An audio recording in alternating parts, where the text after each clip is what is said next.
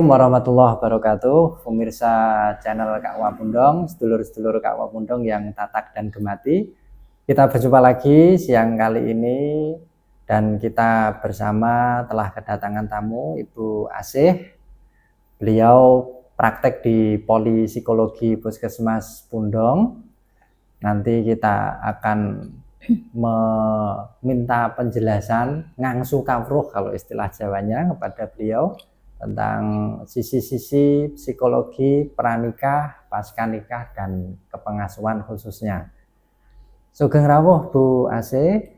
Matur nuwun Pak Fauzi.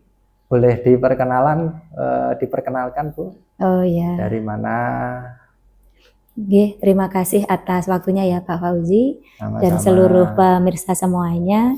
Perkenalkan, nama saya Asih Narni ya. Saya aslinya juga Bantul kok Pak. Bantul ya, jadi aslinya Bantul tapi di Kecamatan Sedayu. Aslinya Sedayu, tetapi sudah sekitar 28 tahun ini tinggalnya di Banguntapan. Di Banguntapan. Iya, jadi ya asli Bantul lah Pak, kan seperti itu. Kemudian saat ini saya baru praktikum di Polipsikologi Puskesmas Pundong. Ya. Jadi Bantul asli Bu ya. Bantul asli Pak, tulen ini. Baik Bu Asih, ini selama di Pundong pasien atau apa nyebutnya Bu ya? Kalau pasien, iya pasien. Pasien-pasien yang sering bertemu kemudian konsultasi ya, konsultasi masalah psikisnya itu dalam tanda kutip masalah apa Bu? Sangat variatif ya Pak ya. Mungkin beberapa saya sebutkan aja. Jadi yang sering ke polipsikologi yang jelas adalah ibu hamil, karena memang ada program dari pemerintah juga untuk ibu hamil itu harus konseling kesehatan jiwa seperti itu. Kemudian tentunya juga calon pengantin. Kemudian juga ada pasien umum, baik anak, remaja, dewasa, bahkan lansia. Jadi kompleks. Kompleks Bu ya. Iya. Tidak bisa misalnya dirangkum Bu. Misalnya masalah keluarganya. Oh ya. Masalah juga banyak ya. Tapi memang apa ya? Masalah keluarga yang paling apa? Cukup menonjol seperti itu Pak, karena memang misalnya kalau yang datang itu calon pengantin ya, otomatis yang paling sering dikonsultasikan itu adalah terkait persiapan menjadi calon pengantin. Kadang mereka kan juga cemas ya, besok gimana kan gitu ya, menghadapi lembaran baru menjadi seorang pengantin dan membentuk keluarga baru, contohnya seperti itu. Belum lagi nanti misalnya membayangkan hidup dengan mertua, itu juga ada. Kemudian kalau nanti sudah hamil, itu lain lagi Pak. Yang dikonsultasikan rata-rata ya gimana dengan kehamilannya, kadang juga beberapa muncul mungkin perasaan cemas, apalagi kalau baru hamil pertama kali kan seperti itu. Belum nanti kalau sudah lahiran gimana, tentang pola asuh, bagaimana nanti mendidik anak, itu juga ada. Jadi memang sebelum nikah mereka datang terus minta masukan-masukan, saran-saran seperti itu Bu ya. Iya. Baik Bu Asih, mungkin bisa diberikan sedikit penjelasan untuk usia pranikah. Misalnya saya Bu, saya belum nikah misalnya. Iya. Nah, apa yang harus saya persiapkan kira-kira secara psikis atau secara disiplin psikologi jenengan lah? Oh iya. Yang jelas kalau orang mau menikah itu kan persiapan untuk membentuk keluarga baru ya Pak ya. Iya. Lah di sana itu jangan dibayangkan bahwa seperti pacaran, penuh romantika doang gitu ya. Karena kehidupan pernikahan beda. Karena kehidupan pernikahan itu tentunya jauh lebih lebih kompleks yang memang membutuhkan kesiapan remaja atau calon pengantin. Contohnya adalah kesiapan dia itu mau nikah, tujuannya apa sih? Jadi lebih ke ini ya, memantapkan kembali tujuan membentuk keluarga itu apa. Harus jelas dulu. Iya, tujuannya apa, termasuk juga memahami dia itu kelebihan kekurangannya apa. Itu baru salah satu contoh ya Pak.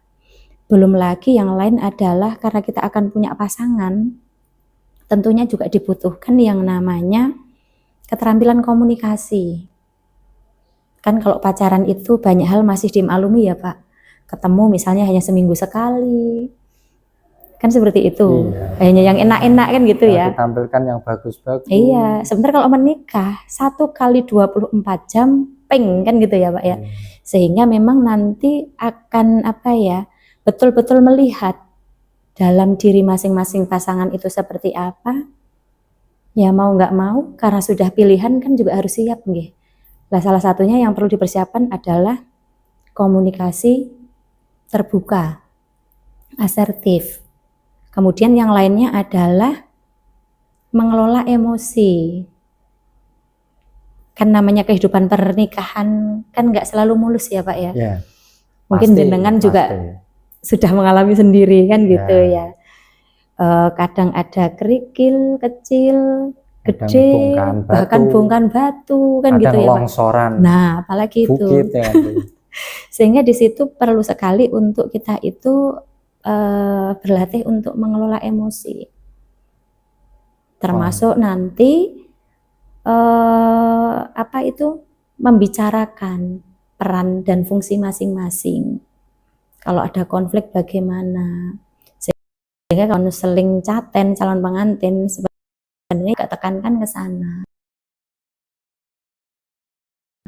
Baik Bu. Nah, beda ya pemirsa ya. Kita berhadapan dengan apa itu ahli psikologi itu intonasi auranya beda. Beda dengan narasumber kita sebelumnya. Bedanya apa Pak? Bedanya lebih melenakan Bu. Jadi, semoga nggak bikin ngantuk ya Pak. baik Bu. Tadi remaja ya. Jadi remaja harus siap paling tidak komunikasi, kemampuan komunikasi dan kemampuan mengelola emosi. Iya. Untuk kalangan umum Bu, kan Iya. itu tidak setiap orang punya akses ke situ. Iya. Nah, kira-kira ada tips nggak Bu untuk teman-teman remaja?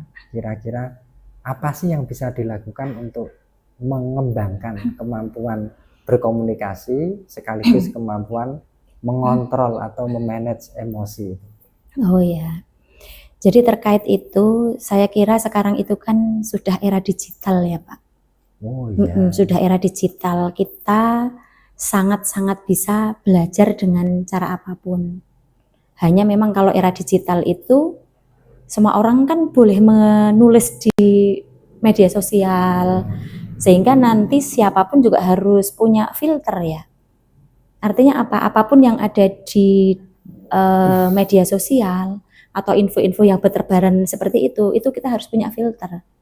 Syukur nyarinya dari sumber yang terpercaya, misalnya jurnal, atau mungkin KUA ada media informasi, puskesmas kan juga kadang ada, kan seperti itu Pak. Sehingga apa? Cari sumber, cari cara untuk belajar, salah satunya dengan memanfaatkan digital. Seperti itu. Tetapi harus selektif ya Pak ya, karena tidak semuanya yang dipaparkan di sana itu benar kan gitu. Kadang kan orang mungkin nulis lebih karena idenya sendiri, bukan berdasarkan penelitian misalnya seperti itu harus hati-hati. Kemudian yang berikutnya cara belajar yang lain, saya kira di daerah itu kan sudah banyak forum ya Pak ya, yang diciptakan juga untuk belajar tentang ini semua secara offline. Misalnya Bu, contohnya. Kalau yang terkait komunikasi, kemudian terkait apa itu emosi ya, saya pernah juga mengisi tentang kesehatan mental anak muda di Karang Taruna. Seperti itu juga bisa. Kemudian juga seperti Puskesmas Pundong itu kan juga membuat flyer edukasi terkait kesehatan mental terkait banyak hal materi. Kan seperti iya. itu juga bisa dimanfaatkan. Tinggal kita aktif aja mencari. Karena Seperti itu itu. demi untuk masa depan sendiri, Bu, ya. Iya. Dan notnya untuk apa itu komunikasi dan emosi ini, Pak. Mungkin ada beberapa not yang perlu saya sampaikan di sini Nah, penting itu. berkaitan dengan apa ya? Kadang nemu pasien juga yang ternyata ada suatu masalah itu dimulai dari satu, yaitu secara komunikasi nggak mau terbuka. Sehingga apa? Di sini penting sekali, terutama remaja ya. Remaja itu kan relatif kadang lebih banyak berkawan dengan teman sebayanya misalnya. Dengan orang tua kadang sudah mulai berkurang ya, karena lebih nyaman dengan teman sebayanya seperti itu. Nah itu ada juga beberapa remaja yang ternyata terkait komunikasi saja itu kurang terbuka, cenderung memendam. Yang dikhawatirkan itu manakala dia memiliki masalah tetapi dipendam, tidak cerita juga ke orang dewasa, menumpuk dan akhirnya terjadi masalah yang lebih serius seperti itu. Kemudian tidak paham juga bagaimana mengelola emosinya. Namanya Gitu. juga remaja. Iya, okay. Sehingga mungkin terkait komunikasi dan emosi ini sebenarnya PR kita bersama ya. Betul. PR kita bersama mungkin kalau yang nyimak podcast ini adalah orang tua, bagaimana terus mendekati anaknya untuk terbuka. Jadi teman. Bagaimana dia kalau ada apa-apa itu tidak dipendam, tapi mau cerita. Sehingga orang tua itu tahu permasalahannya, tahu apa yang dia rasakan, sehingga kalau ada apa-apa itu diketahui dini gitu loh, Pak. Iya. Jadi tanggung jawab kita bersama lah. Iya, ya. betul. Insya Allah nanti juga akan kita upayakan untuk menjalin kerjasama terkait hal itu, Bu. Iya, nggih. Karena kalau di KUA itu seperti penyuluh itu bisa langsung masuk ke lini terbawah masyarakat. Iya, nggih. Kita bisa masuk ke remaja masjid, kita bisa masuk ke RT. Nah, baik. Apalagi ini Pak, kesehatan mental itu kan ya masih harus terus dikuatkan, karena kadang remaja-remaja kita atau mungkin bahkan orang dewasa pun juga kadang nggak tahu kesehatan mental itu apa, kemudian kalau ada terjadi sesuatu harus kemana, bahkan memandang polipsikologi itu kadang ada sebagian yang mempunyai image ini khusus untuk yang depresi, setengah-setengah gila lah. Ya, nah seperti itu Pak. Padahal gampangnya ya banyak yang masih berimage bahwa ke polipsikologi itu kalau nanti sudah berat, kalau nanti sudah mengalami sesuatu yang memang butuh pengobatan seperti itu. Padahal ya tugas kita semua kan dimulai dari promosinya ya Pak, mengajak untuk sehat dulu, kemudian berikutnya mencegah untuk juga lebih sehat, kuratif atau rehabilitatif itu kalau bisa kan terakhir gitu loh Pak, seperti itu. Jadi kalau tadi KUA mungkin ada plan untuk itu ya bagus banget, disisipi yang kesehatan jelas mental. Itu kan secara legalnya itu ada BIMWIN namanya, bimbingan perkawinan. Tetapi selain itu kan kita punya kanal-kanal lain. Jadi nanti tergantung bagaimana komunikasi kita lah nanti. Iya betul Pak, betul Pak. Baik Bu Asih, tadi kan dijelaskan ada satu kata kunci yang saya tangkap itu kesehatan mental. Kan tentu beda kondisi mental remaja, dewasa yang punya momongan dengan yang tidak misalnya. Nah, bisa dijelaskan Bu indikasi-indikasi remaja yang mentalnya sehat. Oh ya. Biar kita bisa deteksi dini Bu. Secara umum mungkin Pak, baik nanti anak, remaja, dewasa atau bahkan lansia ya, secara umum saja, karena kalau dipetani satu-satu tentunya juga lama ya, seperti itu. Jadi ciri orang sehat mental itu antara lain adalah dia itu mampu menjalankan aktivitas hariannya dengan optimal. Saya tidak bilang normal ya Pak, karena kan kadang ada beberapa kondisi yang kita tidak bisa normal menjalankan aktivitas kan seperti itu, tapi lebih ke optimal. Karena apa? Karena ada juga saya lawan balikkan aja. Kalau optimal menjalankan aktivitas dengan optimal itu kriterianya adalah sehat di kesehatan mental, karena ada juga yang lawan baliknya. Ada yang memilih untuk kehilangan minat, bukan memilih sih. Jadi ada kondisi yang dia itu kehilangan minat, nggak mau ngapa-ngapain, seperti nggak ada tujuan hidup, seperti ngalir kan seperti itu. Nggak punya semangat hidup, nggak punya tujuan. Iya. Kemudian yang kedua, contoh lagi adalah berkaitan dengan hubungan dengan orang lain. Serawung. Iya, serawung. Ada yang orang itu kalau memang serawung dengan anggota keluarganya nyaman, dengan teman sebayanya nyaman, lingkungan lainnya juga nyaman dan nggak masalah. Tapi ada yang dalam tanda kutip mungkin perlu didalami lebih lanjut, itu adalah ada loh yang sekedar berinteraksi di keramaian saja mereka takut, cemas.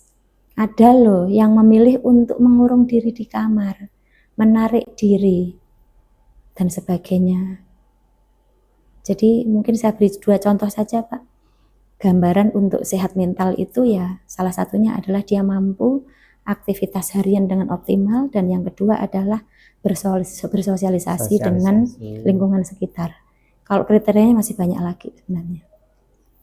Mungkin kalau istilah sederhana saya ya seperti pada umumnya lah Bu ya. Iya. Jadi dia masa sekolah ya temannya berangkat sekolah ya dia berangkat sekolah. Ada kegiatan remaja dia ikut kegiatan remaja. Betul. Ikut gitu. Betul. Karena nanti kalau berkaitan dengan yang dalam tanda kutip ada masalah atau mungkin ada gangguan, itu biasanya mereka ada gejala atau tanda yang cukup membedakan di antara yang lainnya. Hanya kan kita nggak akan buru-buru menyimpulkan bahwa oh dia ini, dia itu. Enggak. Pasti butuh asesmen mendalam bahasanya dengan melibatkan banyak cara, banyak teknik seperti itu. Indikasi-indikasinya harus cukup, harus memadai, baru kita itu pun nggak bisa menyimpulkan ada indikasi ke sini. Gitu, iya betul. Apalagi kan juga ini ya Pak ya. Ya namanya Prof menjaga seperti itu. Betul Bu. Baik Pak sih, begini Bu. Kalau tadi kita sudah sedikit banyak kita bisa punya insight lah, punya oh ini yang paling tidak seperti ini. Kemudian banyak kasus Bu sekarang, walaupun tidak banyak juga sih. Misalnya kasus hamil sebelum nikah. Itu kan tentu satu pukulan besar, khususnya bagi si wanita dan juga pria. Iya. Karena di lingkungan kita makin naik. Nah, sekarang pertanyaan saya begini Bu, kita sebagai tetangga atau mungkin keluarga, kalau ada orang di sekitar kita dengan kejadian yang sudah terlanjur, kita bicara sudah terlanjur kan, sudah bagaimana kita memosisikan diri supaya anak ini tidak terlalu depresi, dia siap kembali untuk bertanggung jawab pada apa yang diperbuat. Oh iya. Jadi kan kasusnya sudah terlanjur ya Pak? Sudah terlanjur misalnya. Kalau sudah terlanjur, dan kita tentunya juga dari yang sudah terlanjur itu tetap ingin yang sudah terbentuk, misalnya tadi pernikahan dini atau kehamilan duluan gitu ya, itu juga lebih baik. Tentunya yang perlu dibutuhkan, yang sangat dibutuhkan adalah support keluarga yang utama, dan baru support sekelilingnya Pak. Dan di sini namanya juga sudahnya tidak baik, tidak pas kalau isinya kok malah menyalahkan. Iya, kalau nanti malah menyalahkan, apalagi ini sudah terlanjur, itu malah muncul masalah baru. Sehingga yang harus dilakukan adalah karena ini sudah terlanjur, otomatis ya support untuk bagaimana lebih baik dengan cara misalnya lebih bertanggung jawab, lebih siap, kan seperti itu.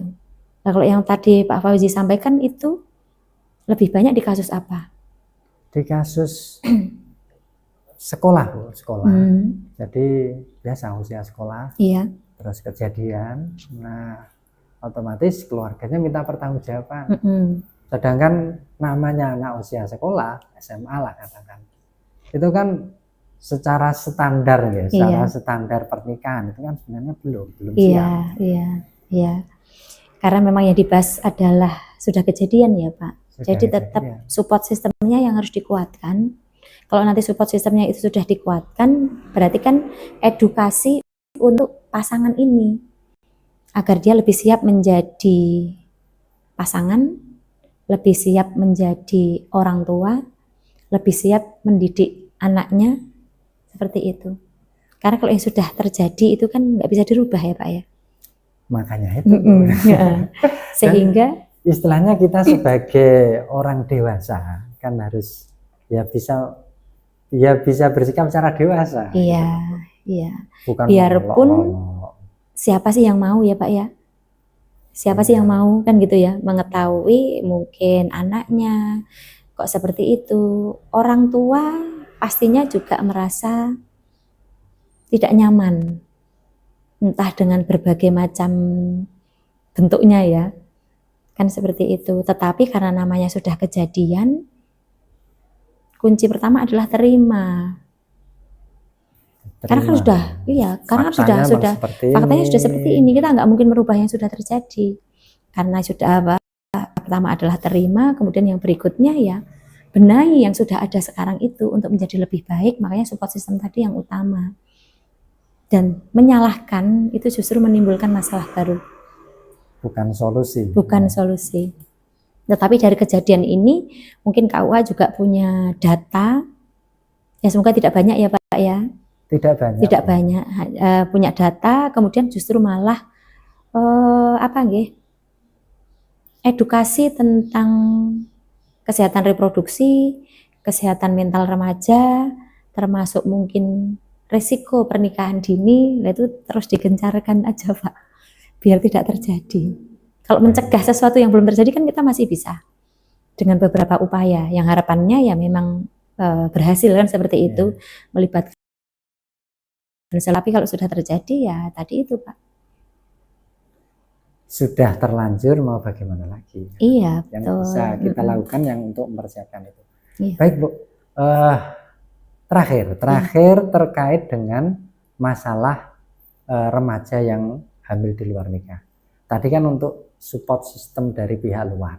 Sekarang untuk Bu, mungkin ada yang menonton podcast ini nanti biar bisa diterapkan di dalam pengelolaan mentalnya.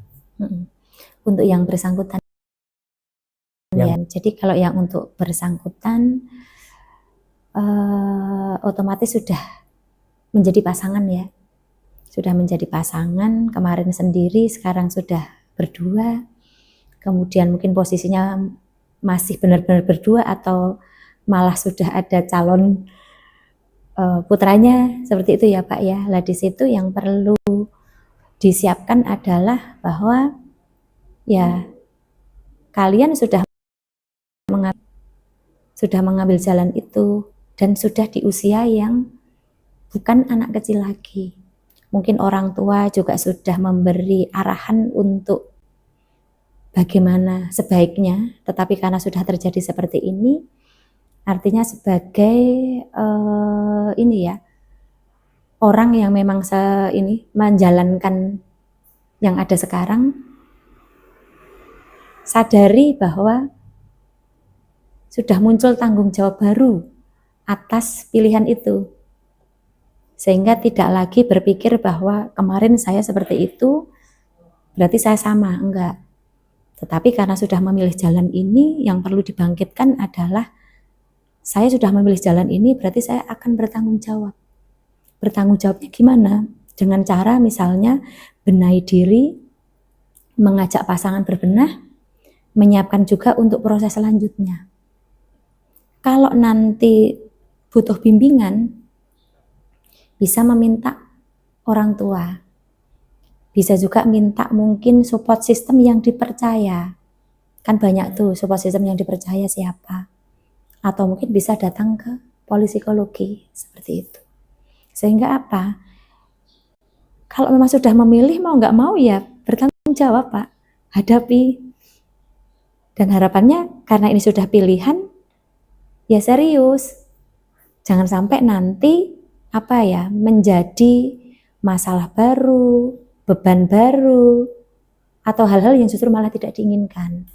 Seperti itu. Sudah jelas masalahnya, Mm-mm. bersama-sama. Iya, betul. Kan caranya juga banyak. Artinya, ya mau nggak mau harus berbenah.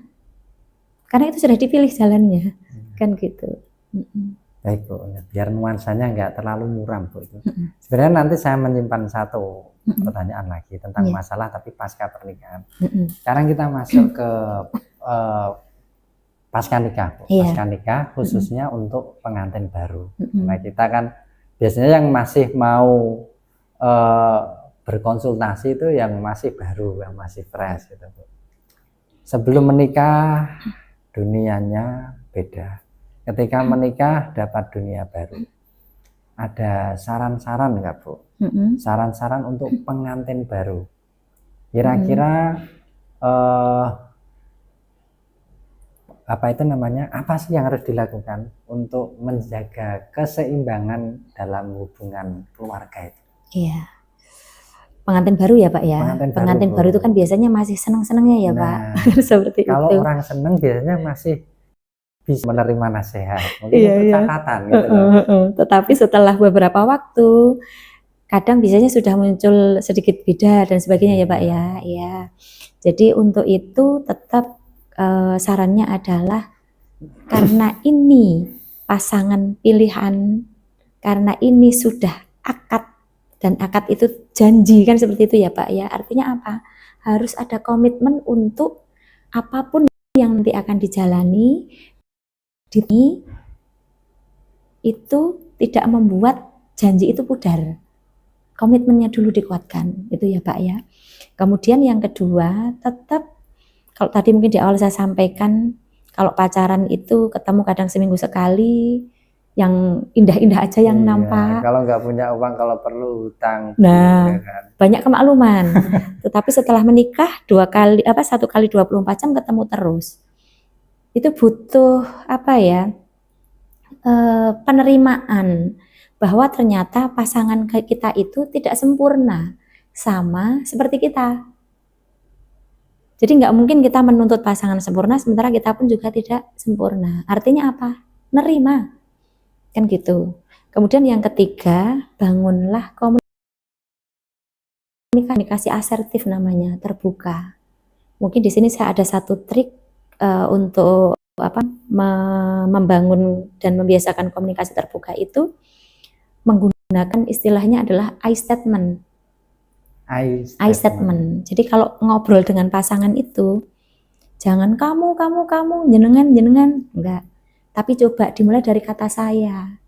Kemudian ungkapkan perasaan kita dulu, misalnya kok ternyata dengan pasangan enggak nyaman.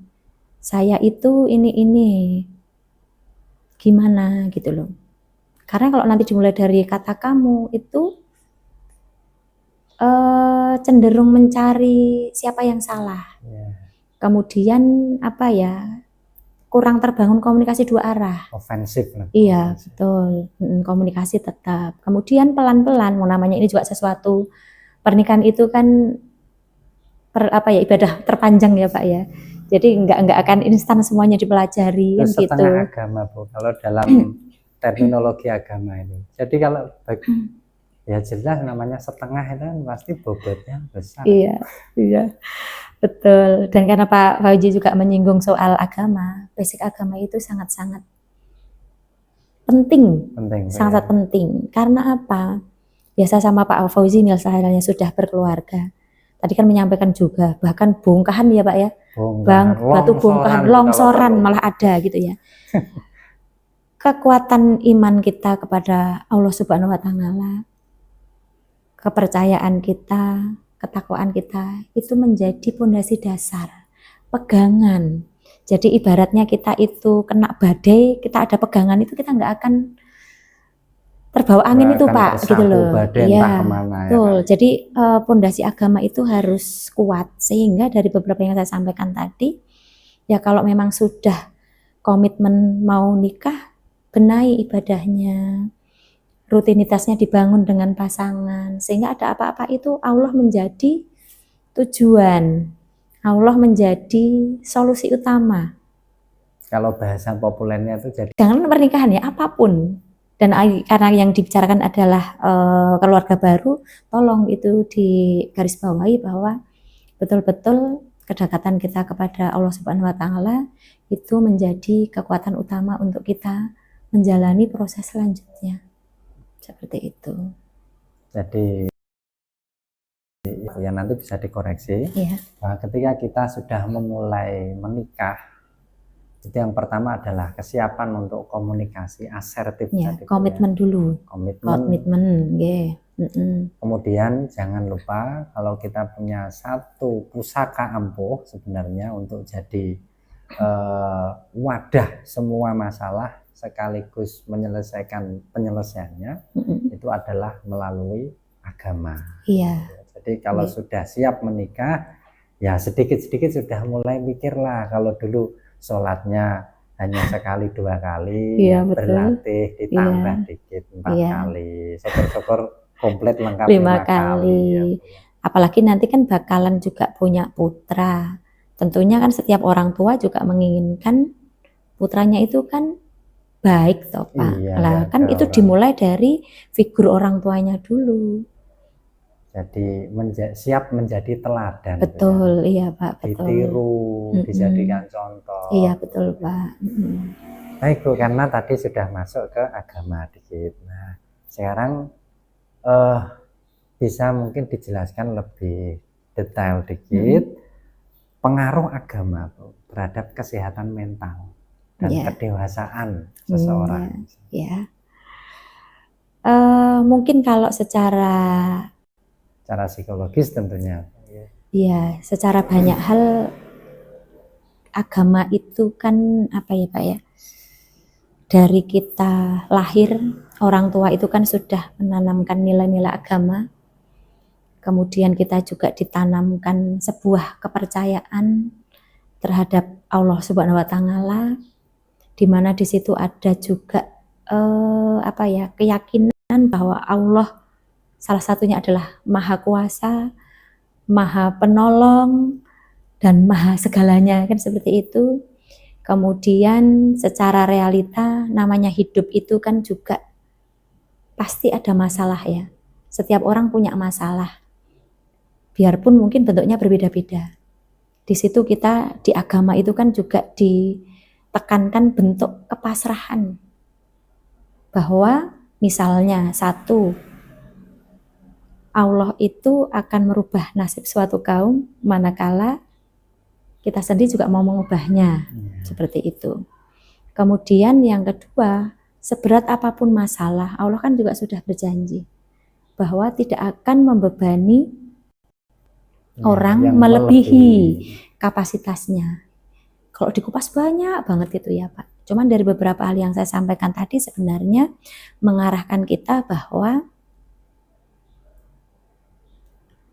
kita bisa kok mengelola kesehatan mental dengan berbagai peran yang ada di kita. Kalau dulu misalnya anak, kemudian jadi remaja, dewasa, akhirnya jadi orang tua, besok mungkin jadi nenek, kakek, dan sebagainya gitu ya. Dengan menyadari konteks-konteks yang tadi, itu menjadikan kita itu lebih tenang, lebih rileks, lebih secara keyakinan bahwa ya ini dunia itu nggak ada apa-apanya kalau kita senantiasa bersandar pada Allah Subhanahu wa taala gitu loh Pak.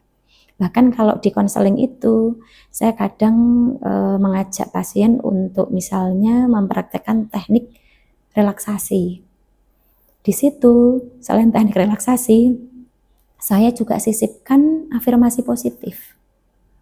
Nah, afirmasi positif itu di samping kata-kata positif, saya juga sisipkan bagaimana keyakinan ke Allah bahwa biarpun relaksasi itu hanya seperti ini, tetapi ini nanti akan Allah akan mengabulkan hajat kita lewat relaksasi ini, lewat afirmasi positif ini, contohnya seperti itu. Kemudian hadirkan diri sepenuhnya dengan mengharap ridho Allah. Kemudian afirmasi positif itu juga kadang saya minta untuk diisi zikir, diisi doa-doa yang positif seperti itu. Dan beberapa pasien itu juga menyampaikan cemasnya berkurang, lebih rileks, bisa dirasakan seperti itu. Kemudian lebih lega. Biarpun itu bukan langsung menyelesaikan masalah utama dia, tetapi minimal itu salah satu cara untuk secara psikisnya dia lebih sehat, lebih tenang, lebih nyaman. Karena ada juga yang pasien itu sebelum relaksasi, dia akhirnya berdampak ke sulit tidur, tidak nafsu makan, kan rentetannya jadi panjang. Sehingga ya kembali ke yang tadi, sangat-sangat penting ya terkait tadi kedekatan kita ke Allah. Kalau dijabarkan luas sekali, apalagi kalau kita ya meyakini bahwa ya Allah itu segalanya, kan gitu Pak. Harus ada tema khusus, waktu khusus. Iya, betul. Baik Bu, sekarang kita lanjut ke fase kepengasuhan. Kira-kira kita sudah punya anak 1 misalnya, terus muncul lagi nggak begitu berjauhan. Itu kadang misalnya anak 2 lah Bu. Iya.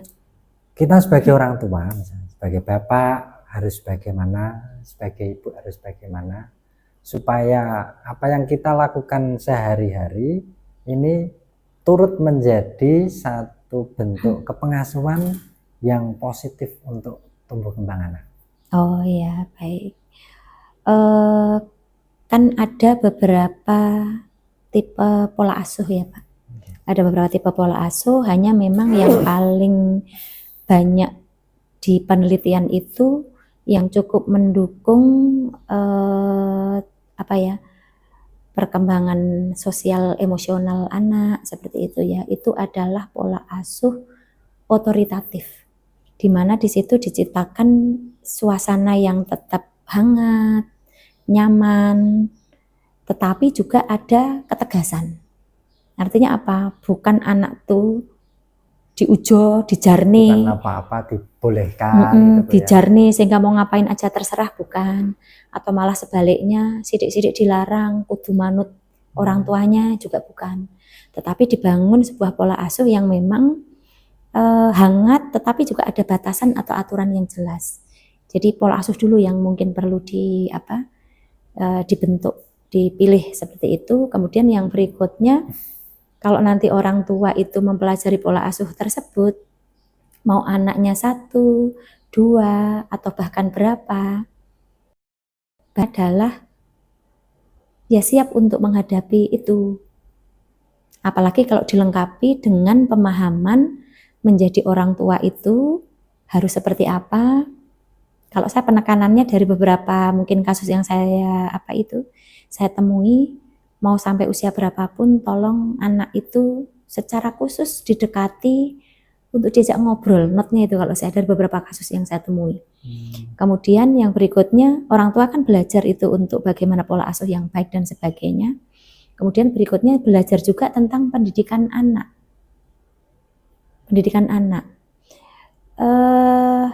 Di puskesmas itu kan ada yang namanya buku KIA, wujudnya pink. Biasanya setiap kali ibu hamil itu diberi buku pink itu. Dan waktu saya ngisi di beberapa pertemuan, buku pink itu saya tanyakan ke ibu-ibu yang punya balita masih ada. Nah di situ salah satu belajar untuk menjadi orang tua di sana. Bahkan sampai nanti anaknya lahir, sampai usia 6 tahun kalau nggak salah. Di situ juga ada petunjuknya. Bagaimana deteksi dininya, bagaimana stimulasinya. Kalau nanti menemukan misalnya anak 1, kemudian lahir adiknya, kok jealous, cemburu, kok berantem, kok ini.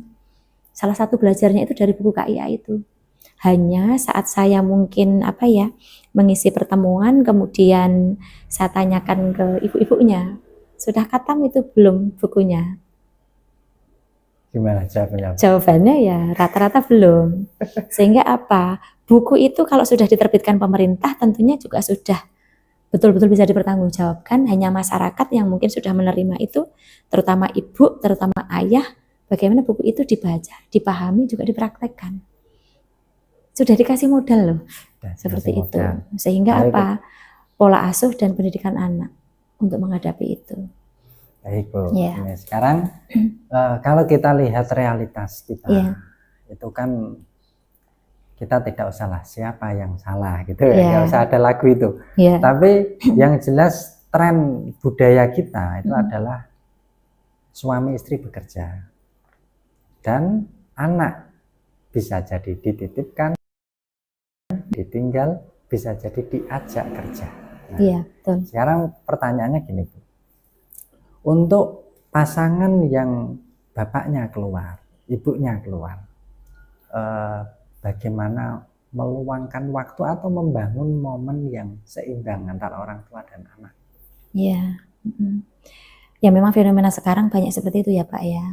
Banyak sekali. Hanya yang perlu dipahami adalah mau alasan apapun, pengasuh utama itu adalah orang tua. Nggak bisa dititipkan. Bisanya sih bisa, tapi dipahami dulu bahwa pengasuh utama itu adalah orang tua. Mereka adalah pendidik pertama dan utama, itu orang tua. Tetapi dengan kondisi misalnya harus dititipkan ke kakek neneknya, bahkan mungkin dititipkan di daycare, seperti itu kan solusi ya Pak. Di tengah mungkin pasangan ini kok ya harus disibukkan dengan mencari nafkah. Itu sebenarnya salah satu solusi juga. Hanya saja kalau nanti sudah paham bahwa pendidik pertama dan utama itu adalah orang tua, artinya apa? Ada apa-apa yang bertanggung jawab itu orang tua. Kan seperti itu. Sehingga misalnya kok dititipkan kakek neneknya, kan seperti itu. Otomatis orang tuanya itu yang harusnya berdiskusi dulu sama pasangannya berdua, kira-kira nanti pola asuh yang mau diterapkan di keluarga ini seperti apa. Kan orang muda zaman sekarang dan orang tua zaman dulu kan ada sedikit perbedaan. Ada perbedaan. Kadang juga ada beberapa yang memang menyampaikan juga. Kalau dulu itu kan identik, ya tidak semua, tapi identik kan lebih ke permisif tradisional atau kadang agak otoriter.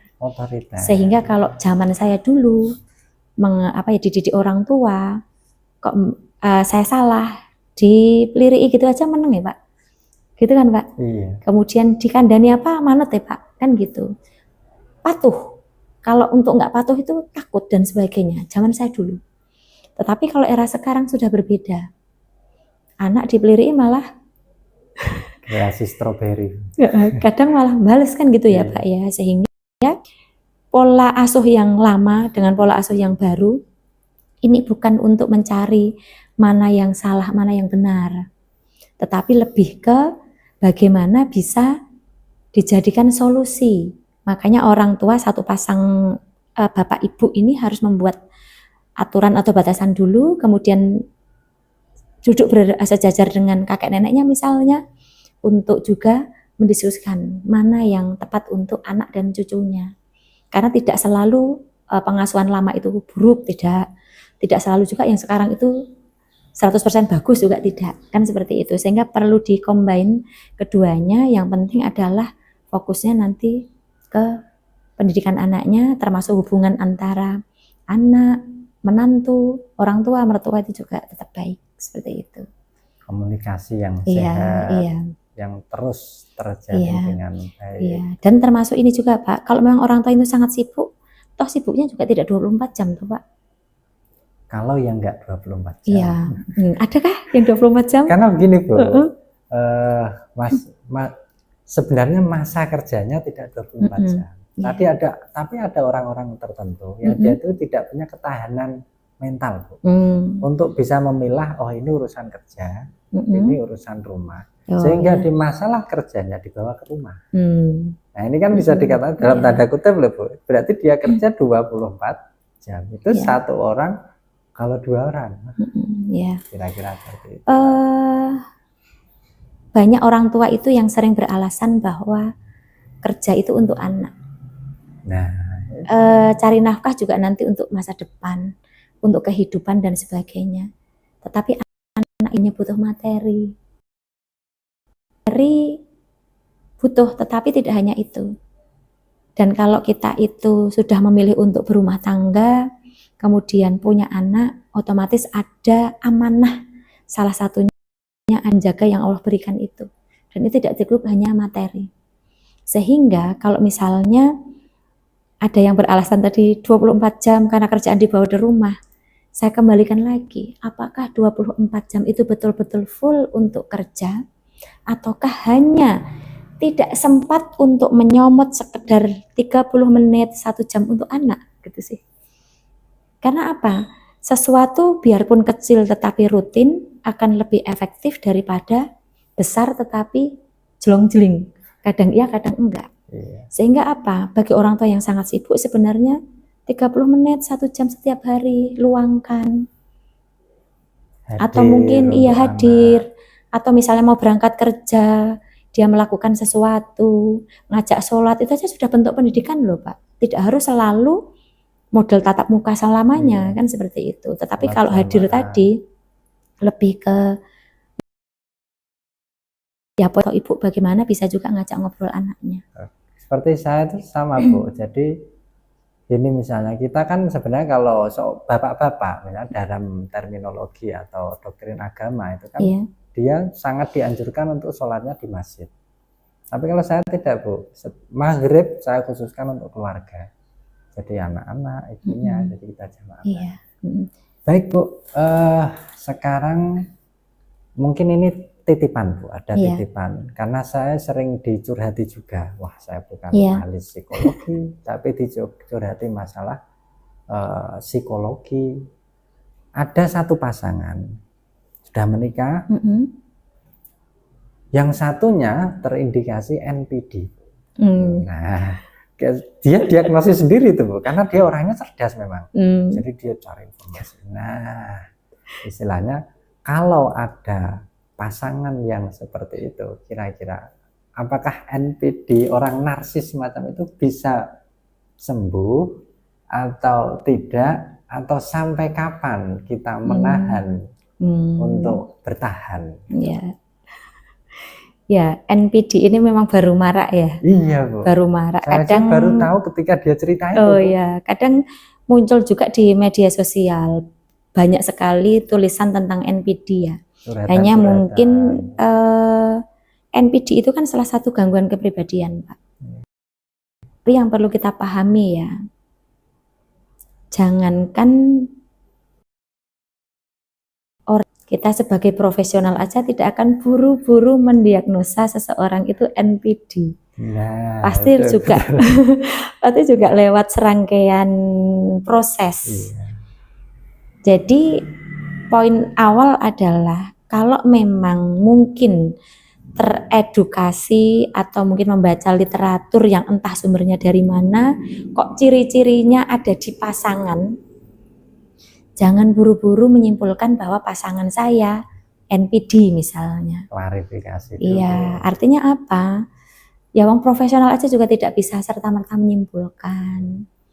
Kemudian kalau memang ada sesuatu yang berkaitan dengan pasangan, langkah pertama sebenarnya adalah pasti diselesaikan dengan pasangannya duluan. Misalnya saya kok merasa, kan kembali ke statement tadi ya Pak ya, saya kok merasa jenengan gini-gini, gimana toh, model kayak gitu loh, dibangun seperti itu, nanti responnya bagaimana, karena pasti yang tahu adalah pasangannya masing-masing, sehingga diselesaikan dulu pasangan. Kalau dengan pasangan memang belum bisa, kok ada support system yang bisa dipercaya, yang juga mungkin bisa jaga rahasia, bisa juga yang mungkin bisa ngasih solusi atau mungkin support positif, bisa ke dia.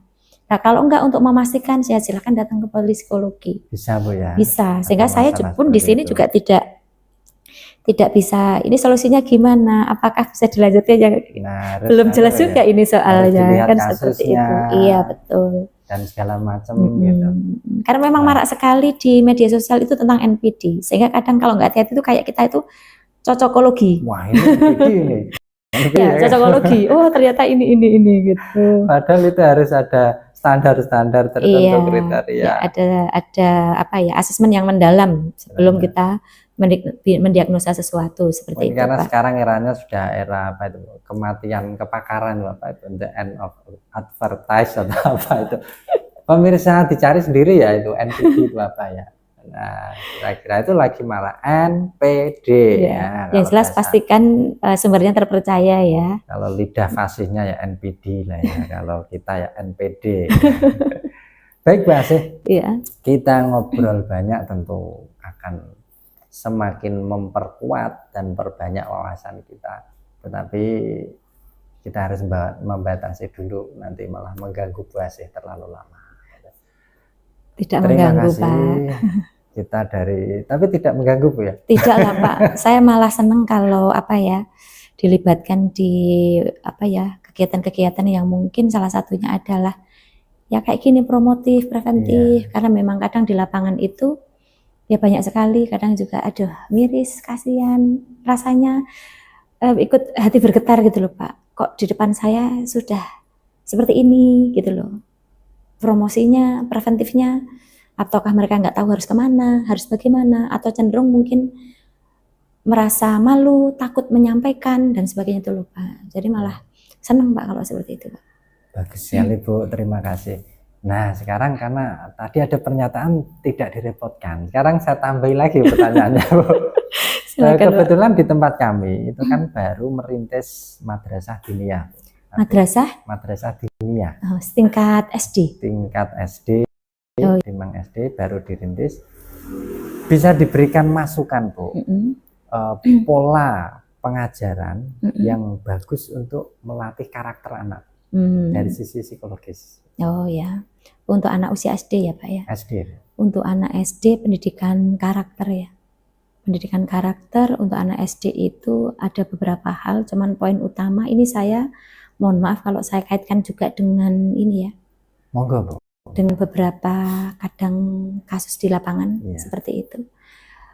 Pendidikan karakternya adalah tetap agama nomor 1 ya Pak.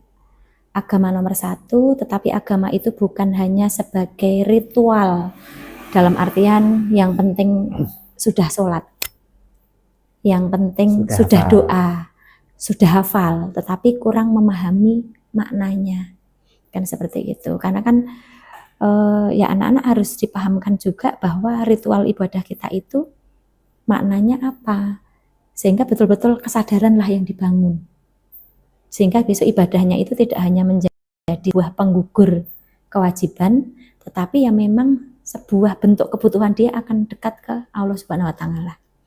Kemudian yang kedua adalah anak SD itu kan masih apa ya, ada nuansa bermain juga, tetapi juga di sana sudah mungkin kalau kurikulum sekarang beda banget dengan dulu ya Pak ya, seperti itu.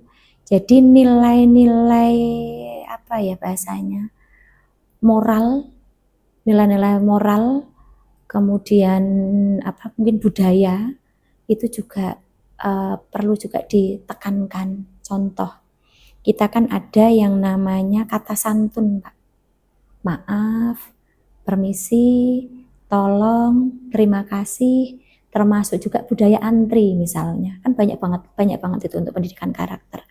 Nah itu kalau ditanamkan sejak dini, itu harapannya menjadi apa ya, dari pembiasaan menjadi terbiasa, kebiasaan dan terbiasa.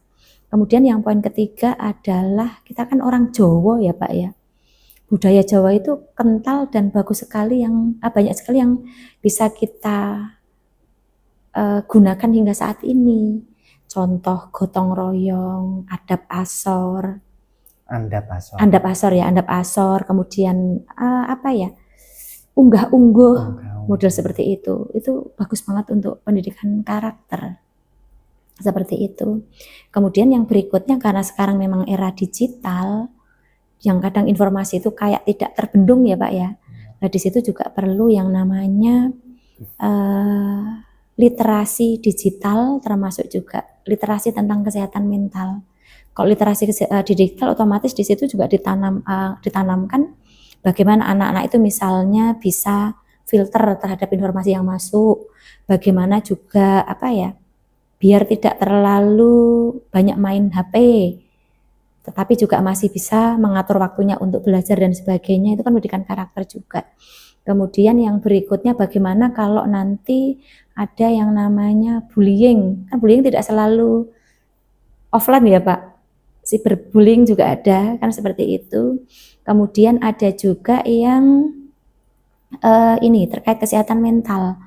Itu juga perlu ditanamkan karakter atau mungkin bahasanya apa ya, saya sih bolak-balik mengulang itu karena anak-anak kita itu ya maaf ya, sekarang itu kan banyak kasus bullying, dan bullying itu kadang telat diketahui karena satu mungkin anaknya takut sehingga nggak mau cerita, memendam dan sebagainya, dan sudah bablas, dia sudah mengalami sesuatu, sehingga baik dari pelaku atau korban itu diajari untuk tolong menolong, menyayangi teman. Kalau terjadi sesuatu itu jangan jadi penonton, hadir, merangkul, gitu. model seperti itu loh Pak. Karena kadang misalnya korban, dia kan kadang bingung ya, takut mau melawan takut, mau cerita takut, mau ngomong takut, karena entah takutnya karena diancam atau enggak, alasan yang lain kan seperti itu. Sehingga diajari untuk juga bercerita. Tetapi untuk pelaku pun juga harus ada pembelajaran. Syukur bahasanya bukan pelaku ya, tetapi dalam konteks promotif dan juga preventif, semoga tidak ada, semoga tidak ada pelaku, tidak ada korban, tetapi semuanya itu berjalan sesuai dengan yang seharusnya, harmonis kan seperti itu. Sehingga konsep tolong menolong, membantu, kalau ada terjadi ini tuh peka terhadap sesuatu yang ada di lingkungan sosial, tidak jadi penonton atau mungkin malah ikut nimbrung, kan seperti itu. Nimbrung dalam konteks jadi pembuli. Iya, seperti itu. Kurang lebih seperti itu Pak. Karena memang bullying itu juga cukup mahal. Alhamdulillah banyak sekali yang bisa kita dapatkan dari kehadiran jenengan di sini. Pemirsa Kak Wapundong yang tatak dan gemati. Terakhir Bu, closing statement. Yeah. Nah, diberikan closing statement, boleh pendek, boleh panjang. Ini fokusnya lebih ke apa?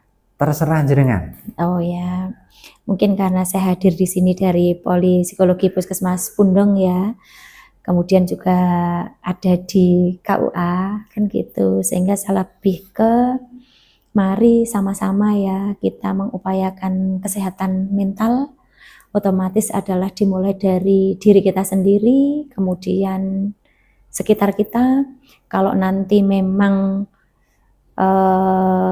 banyak penonton di sini itu adalah remaja yang memang siap untuk menikah, tolong dikuatkan betul modalnya, bekalnya, pastikan juga tujuan menikah itu jelas, tujuan hidupnya juga jelas, karena yang jelas menikah itu bukan hanya romantikanya saja, tidak hanya sehari dua hari, butuh proses panjang, dan keluarga bahagia itu nanti insya Allah juga akan merembet ke anak-anaknya, merembet juga ke lingkungannya. Sehingga kalau dalam konteks calon pengantin otomatis dimulai dari pengantinnya dulu, calon pengantinnya dulu, seperti itu Bang.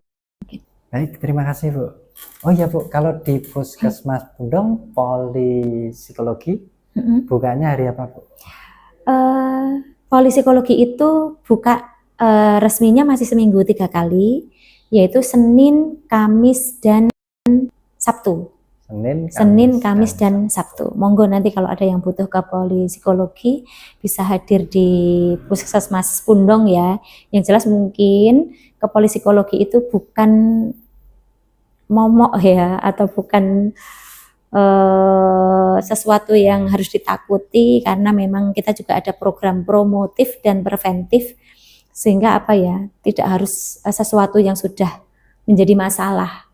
Justru malah belum ada masalah, mari juga hadir untuk sekedar ngobrol sama-sama. Iya, karena kadang juga orang itu adalah ternyata dia hanya butuh didengar dan melegakan, kan seperti itu, sudah cukup. Monggo nanti bisa dimanfaatkan seperti itu. Baik, terima kasih Bu Asih. Sekali lagi yang mengucapkan terima kasih mewakili dari Kak Wapundong, juga pemirsa semuanya.